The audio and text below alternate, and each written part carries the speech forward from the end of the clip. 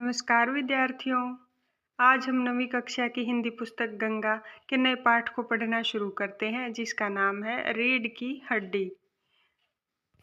रीढ़ की हड्डी पाठ के रचयिता जगदीश चंद्र माथुर हैं। इस पाठ को पढ़ना शुरू करने से पहले आइए जानते हैं इसके बारे में कुछ विशेष बातें। रीढ़ की हड्डी एकांकी भारतीय समाज में परंपरागत विवाह की व्यवस्था और स्त्रियों की शिक्षा को लेकर रूढ़िगत सोच पर चोट करती है। इस एकांकी की रचना 1939 में की गई। उस समय भारतीय समाज में शिक्षा और अन्य कार्य क्षेत्रों में स्त्रियों को समान अवसर नहीं मिलते थे। इस एकांकी के माध्यम से विवाह के लिए कम पढ़ी लिखी लड़कियों की मांग, विवाह में लेन देन जैसी सामाजिक कुरीतियों को उजागर किया गया है। एकांकी की मुख्य पात्र उमा पढ़ी लिखी सशक्त महिला का प्रतिनिधित्व करती है। आइए अब जान लेते हैं मुख्य पात्र। पात्र परिचय। उमा लड़की, राम स्वरूप बाबू लड़की का पिता, प्रेमा लड़की की माँ, शंकर लड़का, गोपाल प्रसाद लड़के का पिता, रतन राम स्वरूप का घरेलू सहायक। मामूली तरह से सजा हुआ कमरा। अंदर के दरवाजे से आते हुए जिन महाशय की पीठ नजर आ रही है वह अधेड़ उम्र के मालूम होते हैं। एक तरह को पकड़े हुए पीछे की ओर तरह चलते चलते कमरे में आते हैं। एक तख्त को पकड़े हुए पीछे की ओर चलते चलते कमरे में आते हैं। तख्त का दूसरा सिरा रतन ने पकड़ रखा है। बाबू, अरे धीरे धीरे चल, अब तख्त को उधर मोड़ दे, उधर, बस बस। तख्त के रखे जाने की आवाज आती है। रतन, बिछा दे साहब। बाबू जरा तेज आवाज में, और क्या करेगा, परमात्मा के यहाँ अकल बट रही थी तो तू देर से पहुंचा था क्या? बिछा दूं साहब, और यह पसीना किस लिए बहाया है? रतन तख्त बिछाता है। बाबू हंसता क्यों है? अरे हमने भी जवानी में कसरतें की हैं, कलशों से नहाता था लोटों की तरह। यह तख्त क्या चीज़ है? उधर सीधा कर, यूं, हाँ बस। और सुन, बहू जी से जरा दरी मांग ला, इसके ऊपर बिछाने के लिए चद्दर भी। कल जो कपड़े धोने के वाले के यहाँ से आई है वह भी वही। रतन जाता है। बाबू साहब इस बीच में मेजपोश ठीक करते हैं, एक झाड़न से गुलदस्ते को साफ करते हैं, कुर्सियों पर भी दो चार हाथ लगाते हैं। सहसा घर की मालकिन प्रेमा का आना, गंधुमी रंग, छोटा कद, चेहरे और आवाज़ से जाहिर होता है कि काम में बहुत व्यस्त है। उनके पीछे पीछे भीगी बिल्ली की तरह रतन आ रहा है, खाली हाथ। बाबू साहब राम स्वरूप दोनों की तरफ देखने लगते हैं। प्रेमा, मैं कहती हूँ तुम्हें इस वक्त धोती की क्या ज़रूरत पड़ गई? एक तो वैसे ही जल्दी जल्दी में राम स्वरूप धोती। प्रेमा, हाँ अभी तो बदल कर आए हो और फिर न जाने किस लिए। राम स्वरूप, लेकिन तुमसे धोती मांगी किसने? प्रेमा, यही तो कह रहा था रतन। राम स्वरूप, क्यों रतन, तेरे कानों में डांट लगी है क्या? मैंने कहा था कपड़े धुलने वाले के यहाँ से जो चद्दर आई है उसे मांग ला। अब तेरे लिए दूसरा दिमाग कहाँ से लाऊं, उल्लू कहीं का। प्रेमा, अच्छा जा, पूजा वाली कोठरी में लकड़ी के बक्स के ऊपर धुले हुए कपड़े रखे हैं न, उन्हीं में से एक चद्दर उठा ला। रतन, और दरी? प्रेमा, दरी यहीं तो रखी है कोने में, यह पड़ी तो है। राम स्वरूप दरी उठाते हुए, और बीवी जी के कमरे में से हारमोनियम उठा ला, और सितार भी, जल्दी जा। प्रेमा, लेकिन वह तुम्हारी लाडली बेटी तो मुँह फुलाए पड़ी है। राम स्वरूप, मुँह फुलाए?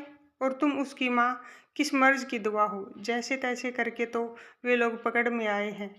अब तुम्हारी बेवकूफ़ी से सारी मेहनत बेकार जाए तो मुझे दोष मत देना। प्रेमा, तो मैं ही क्या करूं, सारे जतन करके तो हार गई। तुम्ही ने उसे पढ़ा लिखा कर इतना सिर चढ़ा रखा है। मेरी समझ में तो ये पढ़ाई लिखाई के जंजाल आते नहीं। अपना जमाना अच्छा था, आ ई पढ़ ली, गिनती सीख ली, और बहुत हुआ तो स्त्री सुबोधिनी पढ़ ली। सच पूछो तो स्त्री सुबोधिनी में ऐसी ऐसी बातें लिखी हैं, ऐसी बातें कि क्या तुम्हारी BA MA की पढ़ाई में होंगी। और आजकल के तो लक्षण ही अनोखे हैं। राम स्वरूप, ग्रामोफोन बाजा होता है न। प्रेमा, क्यों। राम स्वरूप, दो तरह का होता है, एक तो आदमी का बनाया हुआ, उसे एक बार चलाकर जब चाहे रोक लो, और दूसरा परमात्मा का बनाया हुआ, उसका रिकॉर्ड एक बार चढ़ा तो रुकने का नाम नहीं। प्रेमा, हटो भी, तुम्हें ठिठोली ही सूझती रहती है। यह तो होता नहीं कि उस अपनी उमा को राह पर लाते। अब देर ही कितनी रही है उन लोगों के आने में। राम स्वरूप, तो क्या हुआ क्या। प्रेमा, तुम्ही ने तो कहा था कि जरा ठीक ठाक करके नीचे लाना। आजकल तो लड़की कितनी ही सुंदर हो, बिना टीम टाम के भला कौन पूछता है। इसी मारे मैंने तो पाउडर वोडर उसके सामने रखा था, पर उसे तो इन चीज़ों के न जाने किस जन्म की नफरत है। मेरा कहना था कि आंचल में मुंह लपेट कर लेट गई। भाई मैं तो बाज आई तुम्हारी इस लड़की से। राम स्वरूप, न जाने कैसा इसका दिमाग है, वरना आजकल की लड़कियों के सहारे तो पाउडर का कारोबार चलता है। प्रेमा, अरे मैंने तो पहले ही कहा था, इंट्रेंस ही पास करा ले, लड़की अपने हाथ रहती और इतनी परेशानी न उठानी पड़ती। पर तुम तो। राम स्वरूप बात काट कर, चुप चुप, दरवाजे में झांकते हुए, तुम्हें कतई अपनी जबान पर काबू नहीं है। कल ही यह बात बता दी थी कि उन सब लोगों के सामने जिक्र और ढंग से होगा, मगर तुम तो अभी से सब कुछ उगलते देती हो। उनके आने तक तो न जाने क्या हाल करोगी। प्रेमा, अच्छा बाबा, मैं न बोलूँगी, जैसी तुम्हारी मर्जी हो करना, बस मुझे तो मेरा काम बता दो। राम स्वरूप, अच्छा तो उम्मा को जैसे हो तैयार कर लो, न सही पाउडर, वैसे कौन बुरी है, पान लेकर भेज देना उसे, और नाश्ता तो तैयार है न। रतन का आना आ गया। रतन, इधर ला, इधर बाजा नीचे रख दे, चद्दर खोल, पकड़ तो जरा उधर से चद्दर बिछाते हैं। प्रेमा, नाश्ता तो तैयार है, मिठाई तो वे लोग ज़्यादा खाएंगे नहीं, कुछ नमकीन चीज़ें बना दी हैं, फल रखे ही हैं, चाय तैयार है और टोस्ट भी, मगर हाँ मक्खन मक्खन तो आया ही नहीं। राम स्वरूप, क्या कहा, मक्खन नहीं आया। तुम्हें भी किस वक्त याद आई है। जानती हो कि मक्खन वाले की दुकानें दूर है, पर तुम्हें तो ठीक वक्त पर कोई बात याद सूझती ही नहीं। अब बताओ, रतन मक्खन लाए कि यहाँ का काम करे। दफ्तर के चपरासी से कहा था आने के लिए, 100 नखरों के मारे। प्रेमा, यहाँ का काम कौन ज़्यादा है, कमरा तो सब ठीक ठाक है ही। बाजा सितार आ ही गया, नाश्ता यहाँ बराबर वाले कमरे में ट्रे में रखा हुआ है, सो तुम्हें पकड़ा दूंगी, एक आध चीज़ खुद ले आना। इतनी देर में रतन मक्खन ले ही आएगा, 2 आदमी ही तो है। राम स्वरूप, हाँ, एक तो बाबू गोपाल प्रसाद और दूसरा खुद लड़का है। देखो उमा से कह देना कि जरा करीने से आए। ये लोग जरा ऐसे ही हैं, गुस्सा तो मुझे बहुत आता है इनके दकियानुसी ख्यालों पर। खुद पढ़े लिखे हैं, वकील हैं, सभा सोसाइटियों में जाते हैं, मगर लड़की चाहते हैं ऐसी कि ज़्यादा पढ़ी लिखी न हो। यहाँ पर दकियानुसी ख्यालों का मतलब पुराने ख्यालों से है। प्रेमा, और लड़का। राम स्वरूप, बताया तो था तुम्हें, बाप शेर है तो लड़का सवा शेर। BSc के बाद लखनऊ में ही तो पढ़ता है, मेडिकल कॉलेज में। कहता है कि शादी का सवाल दूसरा है, तालीम का दूसरा। क्या करूं, मजबूरी है, मतलब अपना है, वरना इन लड़कों और इनके बापों को ऐसी कोरी कोरी सुनाता कि ये सभी। यहाँ पर तालीम शब्द का अर्थ है शिक्षा से। राम स्वरूप, क्या है। रतन, कोई आते हैं। राम स्वरूप, दरवाजे से बाहर जाकर जल्दी मुंह अंदर करते हुए, अरे ए प्रेमाई, वे आ भी गई। रतन पर नजर पड़ते ही, और तू यही खड़ा है, गया नहीं मक्खन लाने। सब चौपट कर दिया। अरे उधर से नहीं, अंदर के दरवाजे से जा। रतन अंदर आता है, और तुम जल्दी करो प्रेमा, उमा को समझा देना, थोड़ा सा गा देगी। प्रेमा जल्दी से अंदर की तरफ जाती है, उसकी धोती जमीन पर रखे हुए बाजे से अटक जाती है। प्रेमा, ओह, यह बाजा वह नीचे ही रख गया था है। रामस्वरूप, तुम जाओ, मैं रखे देता हूँ, जल्दी। प्रेमा जाती है। बाबू रामस्वरूप बाजा उठाकर रखते हैं। किवाड़ों का दस्तक। रामस्वरूप, हैं, आइए आइए। बाबू गोपाल प्रसाद और उनके लड़के शंकर का आना। आंखों से लोक चतुराई टपकती है। आवाज से मालूम होता है कि काफी अनुभवी और फितरती महाशय है। उनका लड़का कुछ खीस निपोरने वाले नौजवानों में से है। आवाज पतली है और खिसियाहट भरी झुकी कमर उनकी खासियत है। रामस्वरूप अपने दोनों हाथ मलते हुए, इधर तशरीफ लाइए, इधर। बाबू गोपाल प्रसाद बैठते हैं मगर बेत गिर पड़ता है। रामस्वरूप, यह बेत लाइए, मुझे दीजिए। कोने में रख देते हैं। सब बैठते हैं। मकान ढूंढने में कुछ तकलीफ तो नहीं हुई? गोपाल प्रसाद खंखार कर, नहीं, तांगे वाला जानता था, और फिर हमें तो यहाँ आना ही था, रास्ता मिलता कैसे नहीं। रामस्वरूप, यह तो आपकी बड़ी मेहरबानी है, मैंने आपको तकलीफ तो दी।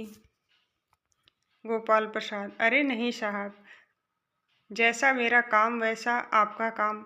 आखिर लड़के की शादी तो करनी ही है, बल्कि यूँ कहिए कि मैंने आपके लिए खासी परेशानी कर दी। रामस्वरूप, यह लीजिए, आप तो मुझे कांटों में घसीटने लगे, हम तो आपके सेवक हैं। थोड़ी देर बाद लड़के की तरफ मुखातिब होकर, और कहिए शंकर बाबू, कितने दिनों की और छुट्टियां हैं? शंकर जी, कॉलेज की तो छुट्टियां नहीं है, वीकेंड में चला आया था। रामस्वरूप, तो आपके कोर्स खत्म होने में तो अब साल भर रहा होगा। शंकर जी, यही कोई साल 2 साल। रामस्वरूप, साल 2 साल? शंकर जी, 1 आध साल का मार्जिन रखता हूँ। यहाँ पर मार्जिन शब्द का अर्थ सीमा से है। गोपाल प्रसाद, बात यह है कि साहब कि यह शंकर 1 साल बीमार हो गया था। क्या बताएं, इन लोगों को इसी उम्र में सारी बीमारियां सताती हैं। एक हमारा जमाना था, स्कूल से आकर दर्जनों कचौड़ियाँ उड़ा जाते थे, मगर फिर जो खाना खाने बैठते तो वैसी की वैसी ही भूख। रामस्वरूप, कचौड़ियाँ भी तो उस जमाने में पैसे की 2 आती थी। गोपाल प्रसाद, जनाब, यह हाल था कि 4 पैसे से ढेर सी बालाई आती थी, और अकेले 2 आने की हजम करने की ताकत थी, अकेले। और अब तो बहुतेरे खेल वगैरह भी होते हैं स्कूलों में। तब न कोई वॉलीबॉल जानता था, न टेनिस, न बैडमिंटन, बस कभी हॉकी या कभी क्रिकेट कुछ लोग खेला करते थे। मगर क्या मजाल कि कोई कह जाए कि यह लड़का कमजोर है। शंकर और रामस्वरूप खीस निपोरते हैं। रामस्वरूप, जी हाँ, उस जमाने की बात ही दूसरी थी। गोपाल प्रसाद जोशीली आवाज में, और पढ़ाई का यह हाल था कि एक बार कुर्सी पर बैठे कि 12 घंटे की सीटिंग हो गई।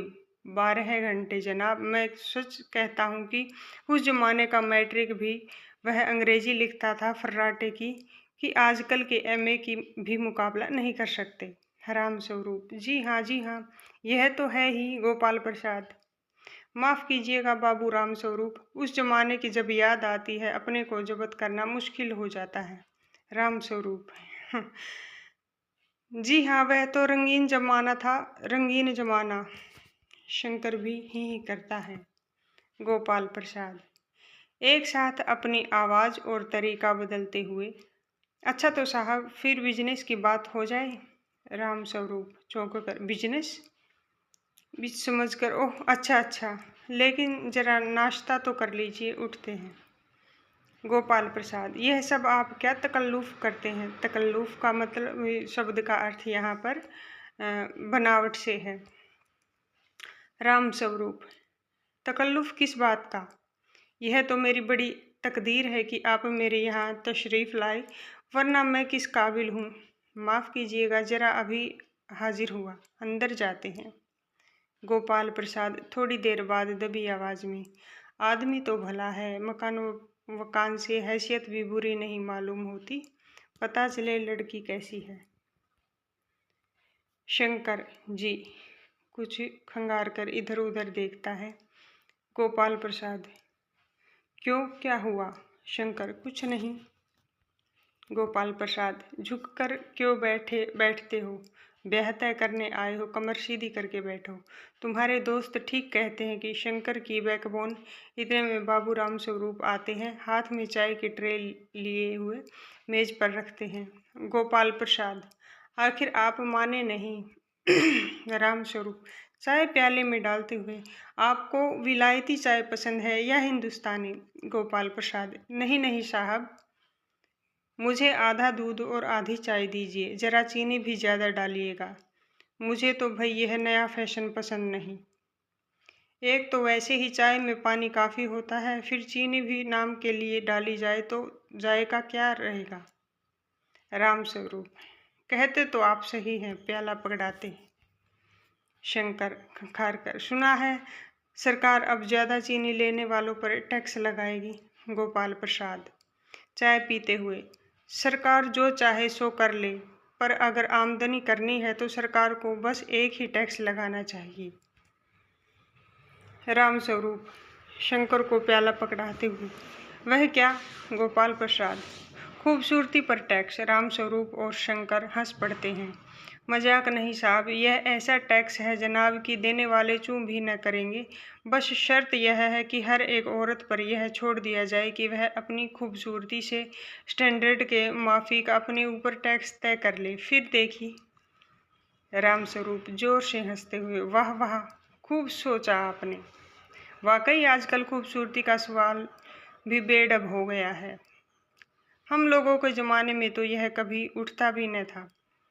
तश्तरी गोपाल प्रसाद की तरफ बढ़ाते हैं, लीजिए। गोपाल प्रसाद समोसा उठाते हुए, कभी नहीं साहब, कभी नहीं। राम स्वरूप शंकर की तरफ मुखातिब होकर, आपका क्या ख्याल है शंकर बाबू?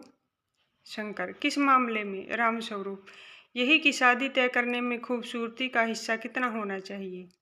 गोपाल प्रसाद बीच में ही, यह बात दूसरी है कि बाबू प्रसाद। राम स्वरूप, मैंने आपसे पहले ही कहा था, लड़की का खूबसूरत होना निहायत ज़रूरी है।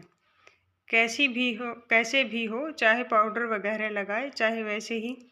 बात यह है कि हम आप मान भी जाएं, मगर घर की औरतें तो राजी नहीं होती। आपकी लड़की तो ठीक है। आपकी लड़की तो ठीक है।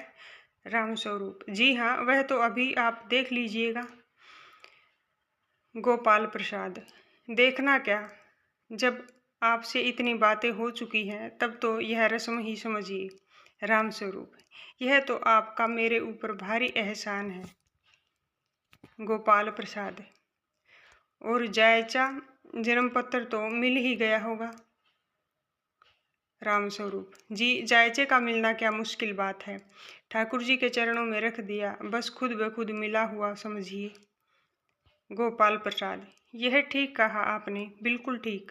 थोड़ी देर रुककर, लेकिन हाँ, यह जो मेरे कानों में भनक पड़ रही है, यह तो गलत है न? राम स्वरूप चौंक कर, क्या? गोपाल प्रसाद, यह पढ़ाई लिखाई के बारे में? जी हाँ, साफ बात है साहब, हमें ज़्यादा पढ़ी लिखी लड़की नहीं चाहिए। मैम साहब तो रखनी नहीं, कौन भुगतेगा उसके नखरों को? बस हद से हद मैट्रिक पास होनी चाहिए, क्यों शंकर? शंकर, जी हाँ, कोई नौकरी तो करानी नहीं। राम स्वरूप, नौकरी का तो कोई सवाल ही नहीं उठता। गोपाल प्रसाद, और क्या साहब, देखिए कुछ लोग मुझसे कहते हैं कि जब आपने अपने लड़कों को BA MA तक पढ़ाया है तब उनकी बहुएं भी ग्रेजुएट लीजिए। भला पूछिए इन अकल के ठेकेदारों से कि क्या लड़कों की पढ़ाई और लड़कियों की पढ़ाई एक बात है? अरे मर्दों का काम तो है ही पढ़ना और काबिल होना। अगर औरतें भी वही करने लगी, अंग्रेजी अखबार पढ़ने लगी और पॉलिटिक्स वगैरह पर बहस करने लगी, तब तो हो चुकी गृहस्थी। जनाब, मोर के पंख होते हैं मोरनी के नहीं, शेर के बाल होते हैं शेरनी के नहीं। राम स्वरूप, जी हाँ, मर्द के दाढ़ी होती है और औरतों के नहीं। शंकर भी हंसता है, मगर गोपाल प्रसाद गंभीर हो जाते हैं। गोपाल प्रसाद, हाँ हाँ, वह भी सही है। कहने का मतलब यह है कि कुछ बातें दुनिया में ऐसी हैं जो सिर्फ मर्दों के लिए हैं और ऊंची तालीम भी ऐसी चीज़ों में से एक है। यहाँ पर तालीम शब्द का अर्थ है शिक्षा से। राम स्वरूप, शंकर से चाय और लीजिए। शंकर, धन्यवाद, पी चुका। राम स्वरूप, गोपाल प्रसाद से आप। गोपाल प्रसाद, बस साहब अब तो खत्म ही कीजिए। राम स्वरूप, आपने तो कुछ खाया ही नहीं, चाय के साथ टोस्ट नहीं थे, क्या बताएं वह मक्खन। गोपाल प्रसाद, नाश्ता ही तो करना था साहब को, कोई पेट तो भरना नहीं था, और फिर टोस्ट वोस्ट मैं खाता ही नहीं। राम स्वरूप, मेज को एक तरफ सरका देते हैं, फिर अंदर के दरवाजे की तरफ मुंह कर जरा जोर से, अरे जरा पान भिजवा देना। पान की तस्तरी हाथों में लिए उमा आती है। सादगी के कपड़े, गर्दन झुकी हुई। बाबू गोपाल प्रसाद आंखें गड़ाकर और शंकर आंखें छिपाकर उसे ताक रहे हैं। राम स्वरूप, यही है, आपकी लड़की है, लाओ बेटी पान मुझे दो। उमा पान की तस्तरी अपने पिता को देती है। उस समय उसका चेहरा ऊपर को उठ जाता है और नाक पर रखा हुआ सोने की रिम वाला चश्मा दिखता है। बाप बेटे चौंक उठते हैं। गोपाल प्रसाद और शंकर एक साथ, चश्मा। राम स्वरूप जरा सिक पकाकर, जी जी, वह तो पिछले महीने में इसकी आंखें दुखनी आ गई थी, सो कुछ दिनों के लिए चश्मा लगाना पड़ रहा है। गोपाल प्रसाद, पढ़ाई की वजह से तो नहीं है कुछ। राम स्वरूप, नहीं साहब, वह तो मैंने अर्ज किया न। गोपाल प्रसाद, संतुष्ट होकर कुछ कोमल स्वर में, बैठो बेटी। राम स्वरूप, वहाँ बैठ जाओ उमा, उस तख्त पर, अपने बाजे वाजे के पास। उमा बैठती है। गोपाल प्रसाद, चाल में तो कुछ खराबी है नहीं, चेहरे पर भी छवि है। हाँ, कुछ गाना बजाना सीखा है। राम स्वरूप, जी हाँ, सितार भी और बाजा भी। सुनाओ तो उमा एक आध गीत सितार के साथ। उमा सितार उठाती है। थोड़ी देर बाद मीरा का मशहूर गीत मेरे तो गिरधर गोपाल दूसरा न कोई गाना शुरू कर देती है। स्वर से जाहिर है कि गाने का अच्छा ज्ञान है। उसके स्वर में तल्लीनता आ जाती है, यहाँ तक कि उसका मस्तक उठ जाता है। उसकी आंखें शंकर की झेपती सी आंखों से मिल जाती है और वह गाते गाते एक साथ रुक जाती है। राम स्वरूप, क्यों, क्या हुआ? गाने को पूरा करो उमा। गोपाल प्रसाद, नहीं नहीं साहब, काफ़ी है, लड़की आपकी अच्छा गाती है। उमा सितारे रख कर अंदर जाने को बढ़ती है। गोपाल प्रसाद, अभी ठहरो बेटी। राम स्वरूप, थोड़ा और बैठी रहो उमा। उमा बैठती है। गोपाल प्रसाद उमा से, तो तुमने पेंटिंग वेंटिंग भी सीखी है? उमा चुप। राम स्वरूप, हाँ, वह तो मैं आपको बताना भूल ही गया। यह जो तस्वीर टंगी हुई है कुत्ते वाली, इसी ने खींची है, और वह उस दीवार पर भी। गोपाल प्रसाद, यह तो बहुत अच्छा है, और सिलाई वगैरह? राम स्वरूप, सिलाई तो सारे घर की इसी के जिम्मे है रहती है, यहाँ तक कि मेरी कमीजें भी। गोपाल प्रसाद, ठीक, लेकिन हाँ बेटी, तुमने कुछ इनाम विनाम भी जीते थे? उमा चुप। राम स्वरूप इशारे से खांसते हैं, लेकिन उमा चुप है, उसी तरह गर्दन झुकाए। गोपाल प्रसाद अधीर हो उठते हैं और राम स्वरूप सकपकाते हैं। राम स्वरूप, जवाब दो उमा। गोपाल प्रसाद से जरा शर्माती है, इनाम तो इसने। गोपाल प्रसाद जरा रूखी आवाज में, जरा मुंह तो खोलना चाहिए। राम स्वरूप, उमा देखो, आप क्या कह रहे हैं, जवाब दो ने। उमा हल्की लेकिन मजबूत आवाज में, क्या जवाब दूं बाबूजी? जब कुर्सी मेज बिकती है तब दुकानदार कुर्सी मेज से कुछ नहीं पूछता, सिर्फ खरीदार को दिखला देता है। पसंद आ गई तो अच्छा है, वरना। राम स्वरूप चौंक कर खड़े हो जाते हैं। उमा उमा उमा, अब मुझे कह लेने दीजिए बाबूजी। ये जो महाशय मेरे खरीदार बनकर आए हैं, इनसे जरा पूछिए कि क्या लड़कियों के दिल नहीं होता?